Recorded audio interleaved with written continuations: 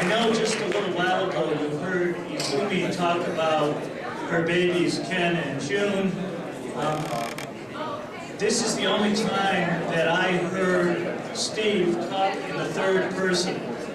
He was a very proud papa, and that's the way he would talk about things that happened with his son Ken and daughter June. So at this time, it's with a great sense of personal pride and an honor to introduce to you all Ken Myers. Ken.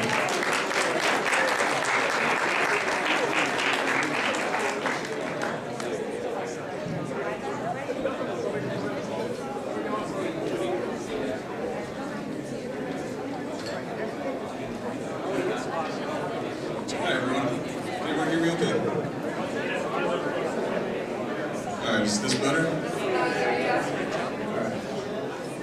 So, thanks Steve. So I just have just a few words to share with everyone. But I'd like to start off by, saying thank you. Thanks to all of you. Thank you for coming today, this evening. I know some of you came from quite a ways away, so thanks for traveling. Thank you for sharing your music and your talents and your memories with us. And most importantly, thank you for being a part of my dad's life. And I can confidently echo what I've already overheard several others here today say, which is that this is exactly what Dad would have planned, would have envisioned for this event. So he would be really proud. So as my mother mentioned in her remarks, this event really is a celebration of Steve Myers, because it's a celebration of the connections that he fostered between everyone here.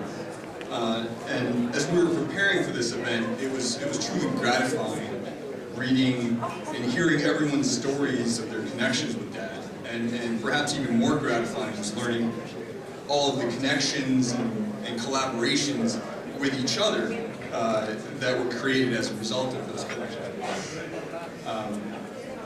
I believe that everyone's perspective of Dad is just naturally is colored by the particular lens of his or her circumstance. I.e., to some he was an innovator, to others a coach, and to yet others a quiet cheerleader. So I thought it would be nice if I supplemented everyone's perspective then with my own perspective as a son. One of the things that I'll share with you first is that Dad liked folksy phrases, metaphors, or traditional Japanese or American proverbs for their ability to convey a complicated idea with just a simple image. There's a beauty in that, they appreciate it.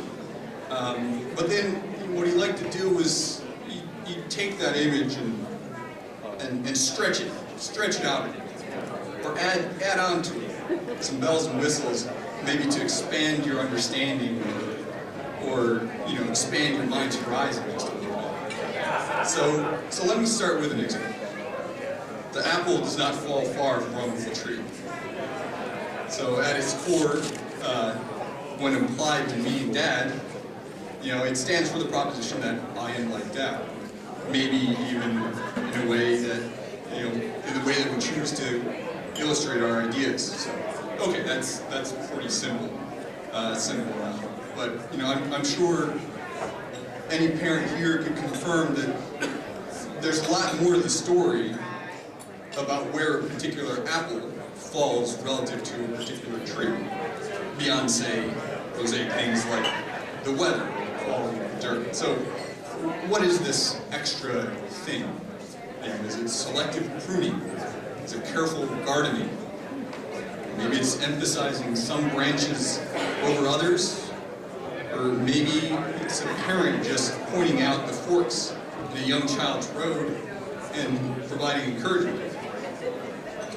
I guess what I'm really getting at here is, and the question I've been asking myself a lot over the last year is, what were the things that Dad did or said that shaped who I was before, who I am today, and who I will be tomorrow?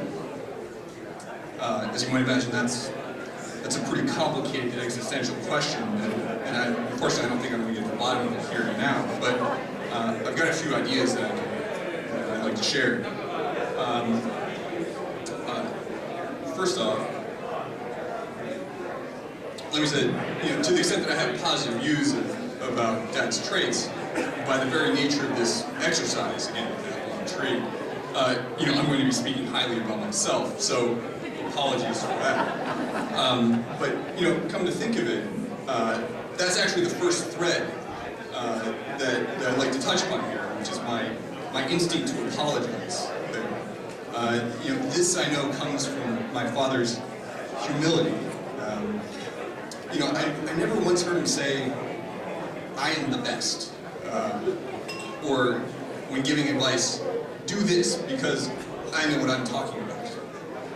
Instead he always respected the listener enough to be willing to engage on the same plane, to put himself in the shoes of the listener while adding then his own value. So he would say something like, "Well, if you continue with your plan, based on my experience, this is the likely fill-in unhappy result. But it's up to you." So in other words, he took the ego out of the advice. It wasn't about "I know this." It's here's the situation, and here's how we can make it better. And this is something that I think is serving me well in my profession today as a lawyer. So I thank him for that. This last example, right, but it's up to you, also illustrates my second thread, which is how Dad always sought to empower those around him. And so to give an example from my early life, he had a special stamp made, and he really loved stamps for some reason, as some of you know.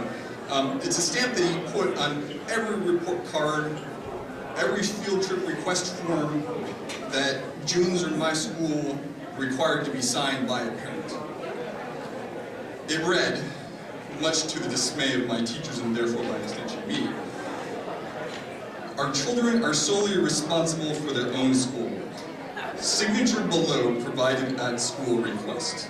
Material may or may not have been read."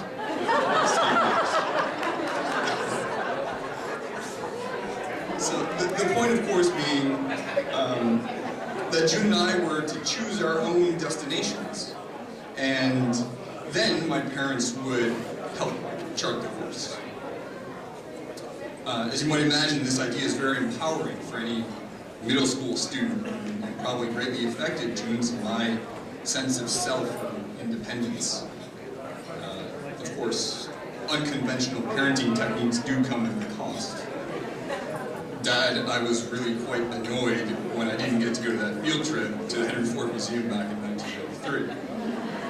But, you win some and lose some. So, being unconventional, Dad was okay with that, as you guys all know.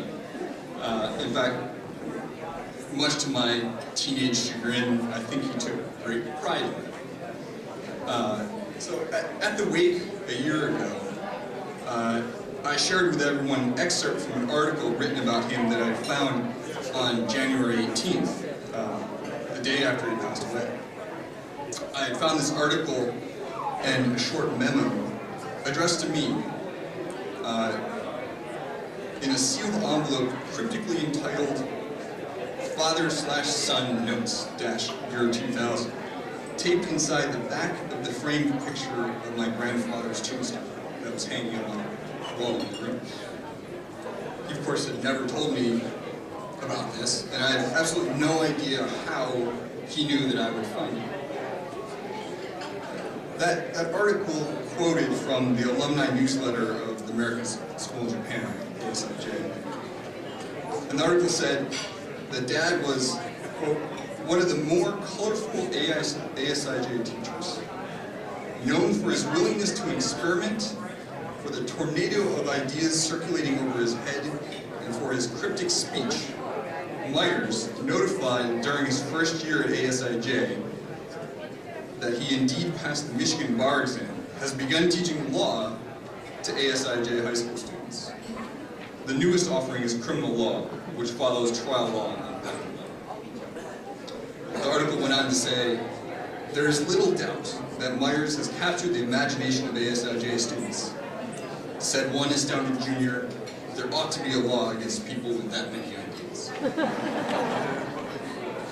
So he said in the memo to me that he was so proud of the students' reaction that it left a lump in his throat.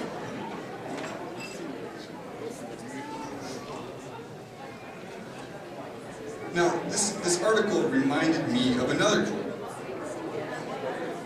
that I came across in my IP, intellectual property class in law school, now I guess 6 years ago.